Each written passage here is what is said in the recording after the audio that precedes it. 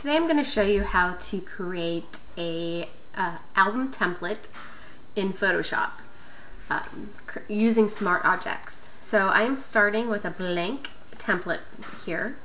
I've already chosen my photos that I want to be included on this page.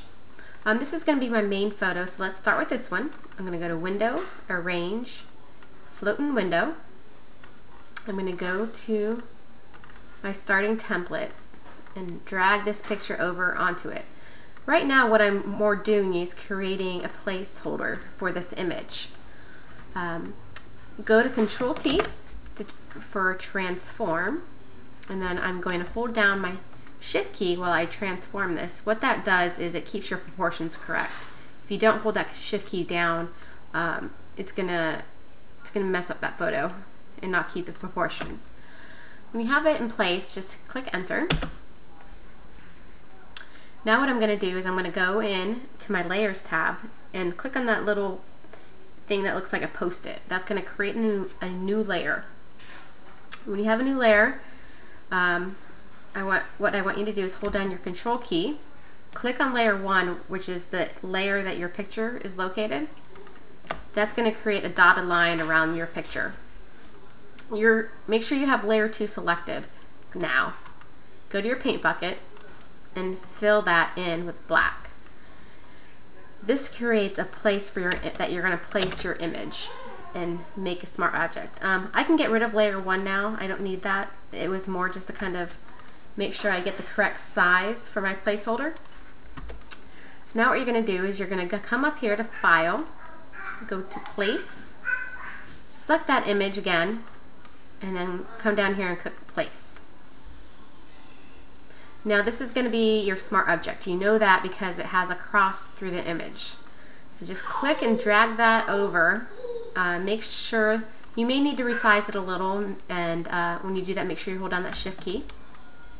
You want to make sure that no black is showing. And then click Enter.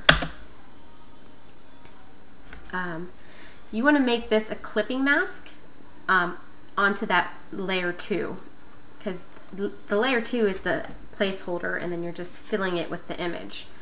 To do that, you can either right click and go to Create Clipping Mask, or you can just hit Control-Alt-G and that will do the same thing.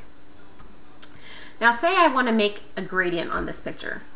That's really easy to do, and once you have this set, you can switch out all the pictures and they'll all have gradients. To create that, select Layer 2. When you hold down the control button and just click on that picture. And then you're going to create a mask for that. Okay, so this created a mask, and now what I'm going to do is go over here and my rectangle marquee tool. You click that and then create kind of where you want that gradient to show up. I want to make sure it doesn't hit the couple. I just kind of want the image to disappear a little bit. So, and then you're going to click on the gradient tool. Come up here.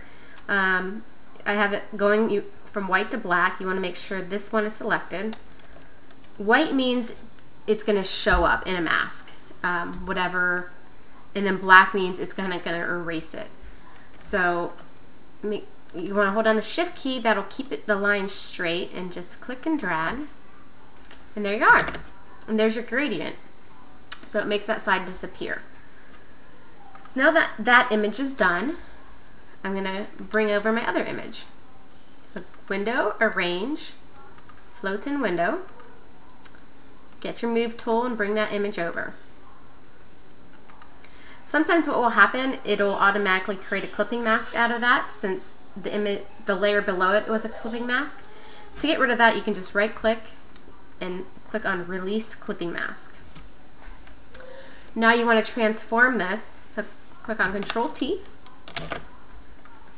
hold down the Shift key to keep the proportions the same,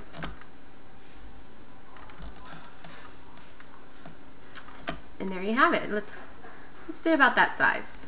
Enter into place. Okay, and then same thing with the last time we did. We're going to create a new layer. And then you're going to go to Control and click on layer 3 where the new image is at. And that's again going to put a line around, dotted line around the image. Go to your paint bucket tool, fill that in with black.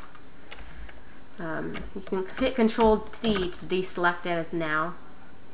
Go ahead, you can delete that layer 3 where the picture was located, because again it was just a placeholder. And now go to layer 4 where that black placeholder is at. Go to File, Place, find that image, which is right here,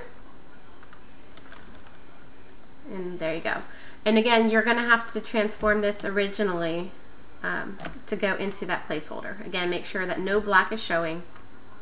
See, you can actually even make it bigger in the photo. But once you hit that clipping mask, Control-G, it's going to make sure that it only shows what's in black. Okay, so let's bring a second image. So an easy way to, instead of bringing in that photo and filling it with a paint bucket with black, I know my next image is going to be the same size. It's going to be portrait style. So what I do is I just hit Control-J, which duplicates this layer. And then kind of bring it above. It's covering that right now, but you just get your move tool and drag it on over. And now all I have to do is go to File, Place, select that second image, place it, and then again transform.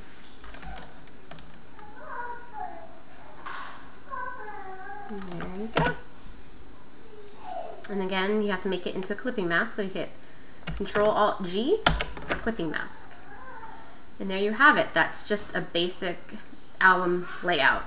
If you want to add a stroke to these things, you can do this on the placeholder, the black placeholders. So say I want a 10. Let's even put drop shadow on there. There you go. Let's add that. And if you want to click and drag that down to both images, then you can do that. So there is our basic album template, and let me show you how the Smart Objects work now. So if I want to replace the large picture on the left, let me go to that. So I click on layer 2. You're going to right click, and you're going to go, oh actually, my bad. You're going to click on the picture, and you can know it's a smart object when it has that little document looking thing on the picture. You right click, and you're going to go to Replace Contents. You want to select the picture that you wanted to replace it with. I've already kind of selected a few just to show you. And then select the picture, click Place. And it should automatically resize it and actually put it in that location. So that's perfect. Let's replace the other pictures. Go on to the image, right click, Replace Contents. Select your picture, click on Place, and there you go. Whenever you resize the image, if the images are the same, whenever you place that, it's automatically going to transform it and place it into the placeholder, which is the black boxes. Okay, let's replace this one as well. Right click, Replace Contents, select your image, and go to Place. And there you have it. So it may take a long time originally, or a longer time, to make your templates, but once you have your templates made, it's a lot easier to go in and just replace your images. So what I do with my templates is I print out 3 templates per page, and I'll name them. Like I'll save, if they're all 10 by 10, so it'll be template 1, template 2, template 3, and then I'll just print them out. I have a big binder with all my different templates, and so when I know how many images I want, I just go find a template, just open that up, and then just replace those images. It's really as simple as that. If you have any questions, please just leave a comment and I will get back to you.